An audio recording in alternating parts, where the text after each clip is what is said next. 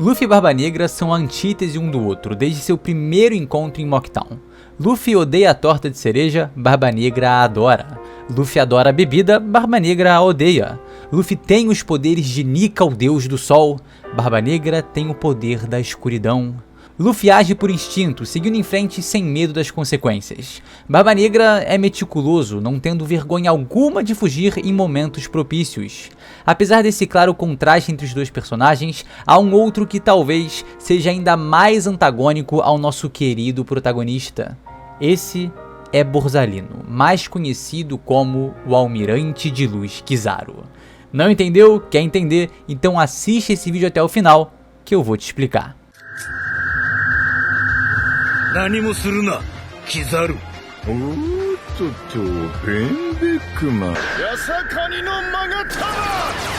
Fala galera, Chapéus de Palha aqui, eu não sou o Ben Beckman e hoje eu vou trazer para vocês uma análise desse homem, o Almirante de Luz Borsalino, muito bem pontuada pelo meu grandíssimo amigo Marco The One Piece Theorist. Então meu querido, já vai deixando aquele like, se inscreve no canal e mano, vamos lá de novo, likezinho, curtida. Tô trajando, pô, mereço ou não mereço um likezinho? Então deixa aí, beleza? Se inscreve no canal também se não é inscrito e vem comigo na velocidade da luz. Um dos motivos da popularidade de One Piece é o quão profundo e conceituais são seus personagens.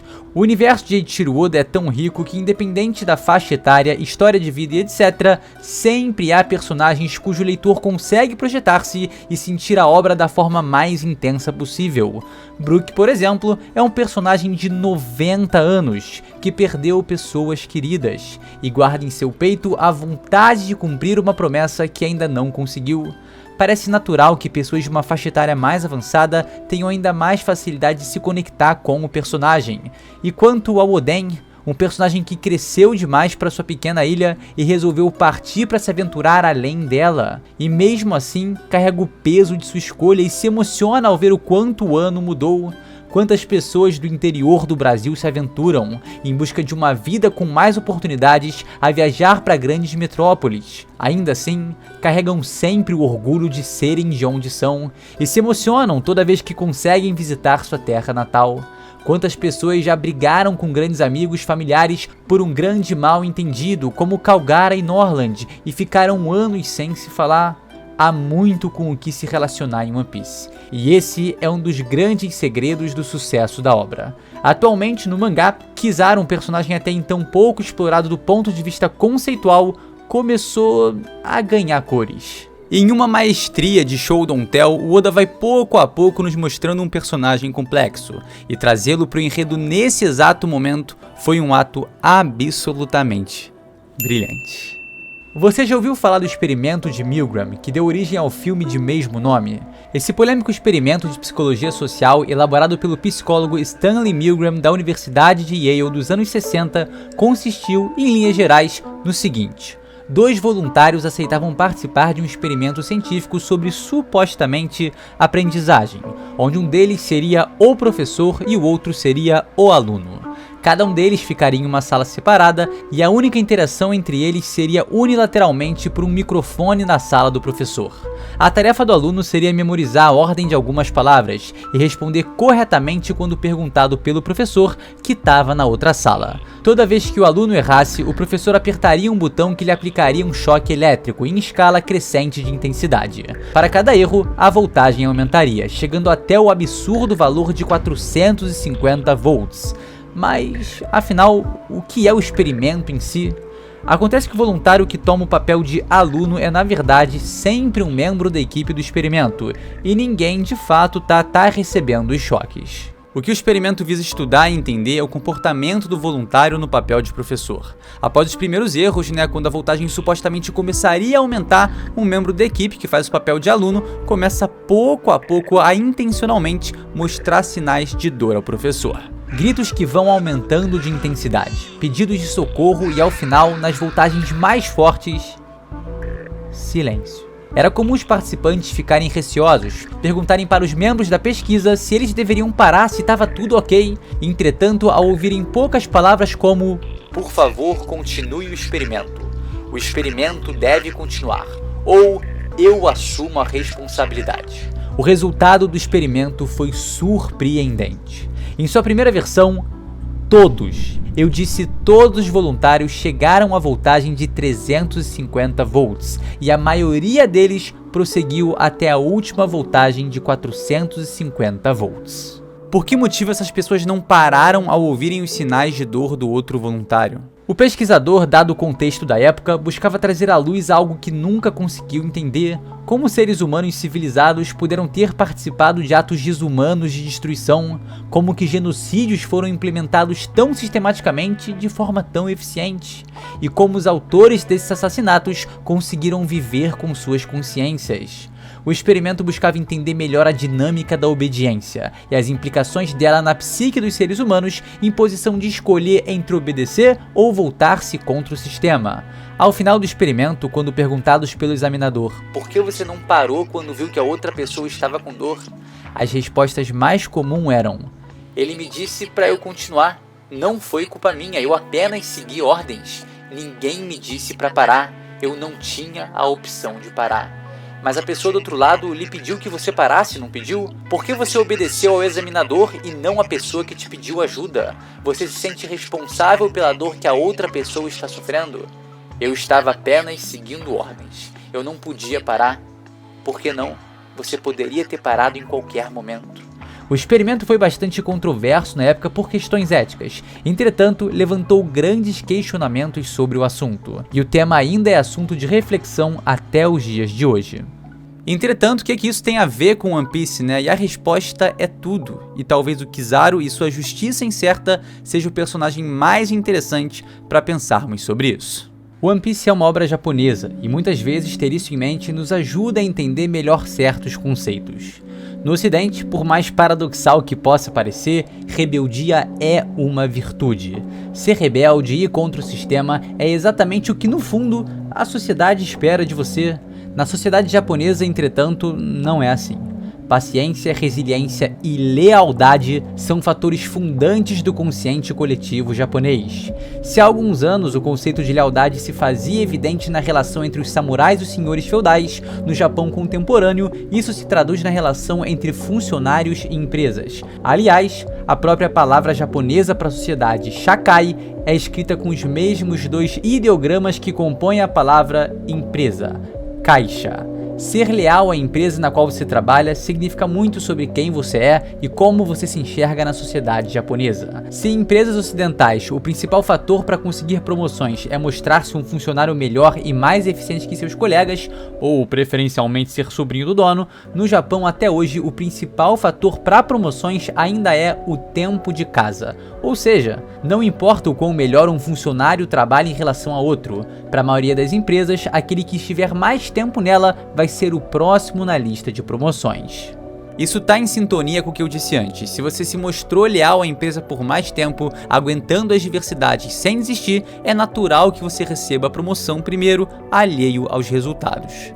Entretanto, até onde esse conceito de lealdade pode ser aplicado sem dilemas morais? Por exemplo, para defender a empresa, um funcionário deveria, se necessário, mentir para um cliente? Ou para defender a empresa, o funcionário deveria fazer vista grossa para abusos de superiores, ao invés de contatar as autoridades? Qual é o limite da lealdade? E junto a isso, qual é a responsabilidade dos sujeitos que apenas seguem ordens? Em que momento a lealdade vira conivência? Em que momento a concepção de poder de decisão se dilui e tudo vira uma questão de não deixar de exercer a sua função como uma pequena engrenagem de uma maquinaria maior? No arquipélago de Sabaody, tão perto da terra dos deuses em Marejoa, é cena comum termos Tenryubitos passeando com seus escravos, tais como comprá-los na casa de leilão humano.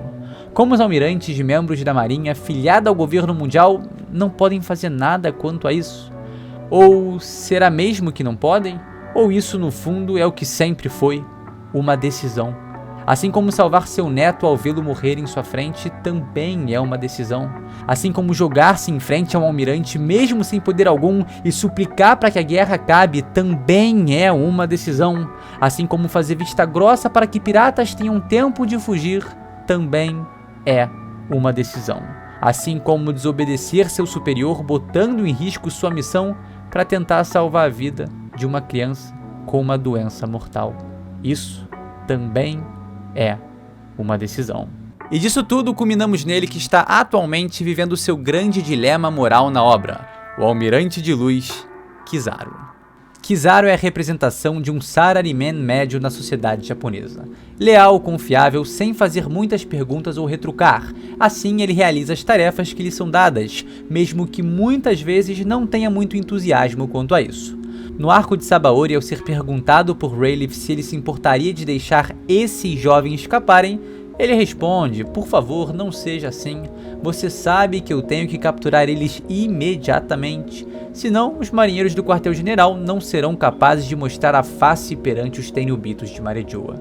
Você me faria o favor de não ficar no meu caminho? Sua fala deixa claro que ele é apenas um homem no seu trabalho, seguindo ordens, executando funções. Ele quer, enquanto parte de uma organização, terminar seu serviço e ir para casa, jogar PS5, FIFA, enfim, o que quer que seja. Uma espécie de Jokichi da marinha. Ainda em Sabaody, no capítulo 512, há um diálogo extremamente interessante, especialmente em virtude dos capítulos atuais. Rayleigh diz: Todoi koso ga jisei da yo Kizaru-kun. O termo Todoi é bem difícil de traduzir, mas carrega o significado de sentir-se perdido ou confuso por não saber o que ou como fazer algo. Aqui, Rayleigh diz a Kizaru algo do tipo: a vida é sentir-se perdido quanto ao que fazer, Kizaru-kun. Será que o Oda, há tanto tempo atrás, ele é gênio, lembra disso, já tinha planejado os dilemas internos que o personagem enfrentaria muitos anos adiante na série? Esse parece ser o caso. Oda gênio, não tem como. Uma das marcas registradas de Kizaru é seu jeito de falar, cheio de prolongações vogais, explicitando pouca empolgação em realizar seu trabalho. Entretanto, nos últimos capítulos, Kizaru parou de usar essas prolongações, algo que ficou perdido na tradução do original em japonês. Ele sentiu: a coisa tá ficando séria. Tá mais difícil do que nunca ser apenas uma engrenagem no sistema, que apenas, acriticamente, segue ordens. Qual seria o limite da obediência do personagem? Seria a morte definitiva de Kuma, Vegapunk ou Sentomaru, com quem compartilhou bons momentos? Seria a morte de Jillary Bone, uma criança inocente que só queria reencontrar o seu pai? Seria o bombardeio de um Buster Call na ilha inteira? Até onde a obediência de Kizaru será posta à prova, dado que ele já vem pouco a pouco mostrando sinais de exaustão emocional? No início desse vídeo eu disse que o Oda trazer esse dilema moral do Kizaru nesse momento do enredo era uma cartada de mestre, e que o Kizaru é de certo modo mais antagônico ao Luffy do que o próprio Barba Negra. Mas por que eu disse isso, né? Porque ao final do último arco, fomos apresentados a transformação suprema do Luffy, que nas palavras do próprio personagem, é a forma onde ele é mais livre.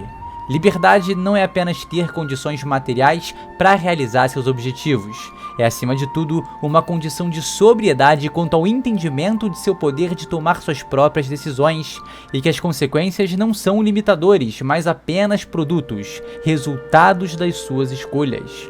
Luffy é livre, assim como Barba Negra é. Liberdade também é, de certo modo, uma condição interna. Conforme já dito por Luffy na obra, ser o rei dos piratas é ser a pessoa mais livre do mundo.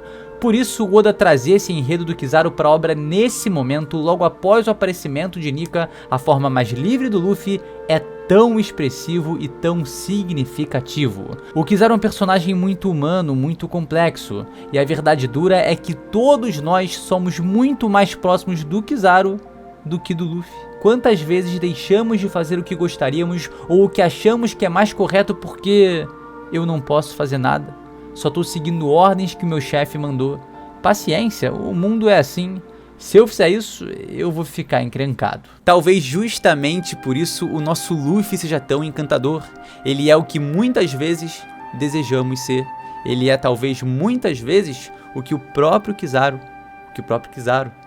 pode desejar ser. O Luffy não tinha a opção de se opor ao San Carlos porque isso traria um almirante a Sabaody. Então ele foi lá e deu o soco mais significativo da obra na cara dele. Após a partida de Robin de Water 7 para Enies Lobby, era game over, não havia mais nada que Luffy pudesse fazer, pois compraria briga direta com o governo mundial em pleno território dele, exceto que isso não importa. O Luffy arrumou um jeito de ir até Enies Lobby, queimou a bandeira do governo mundial e desafiou a todos.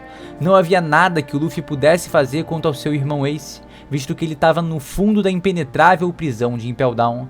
Exceto que não interessa, ele foi lá, invadiu, escapou e rumou para a guerra de Marineford.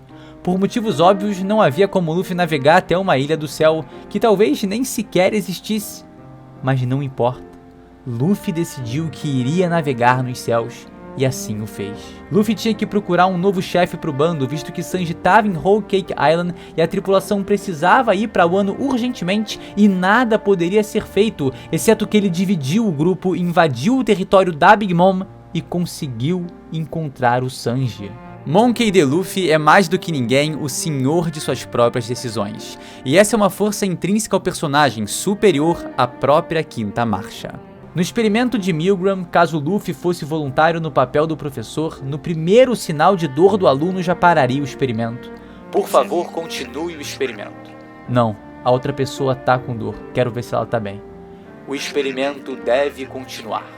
Já disse que não, vai lá ver se a outra pessoa tá bem. Ou eu assumo a responsabilidade. Não interessa, já disse que não. O Luffy é a personificação do conceito de liberdade.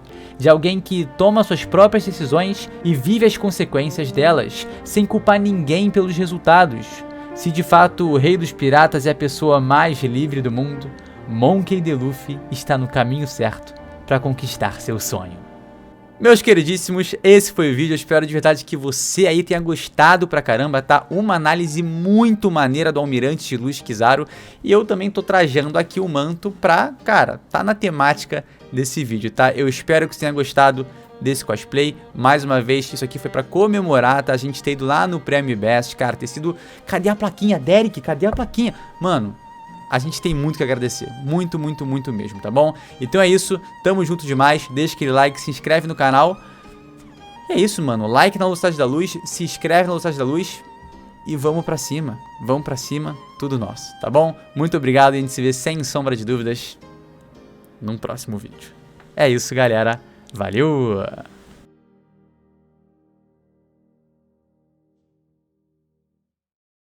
Só existe um marinheiro mais forte do que eu na história da marinha. E esse homem é Bug Lendário.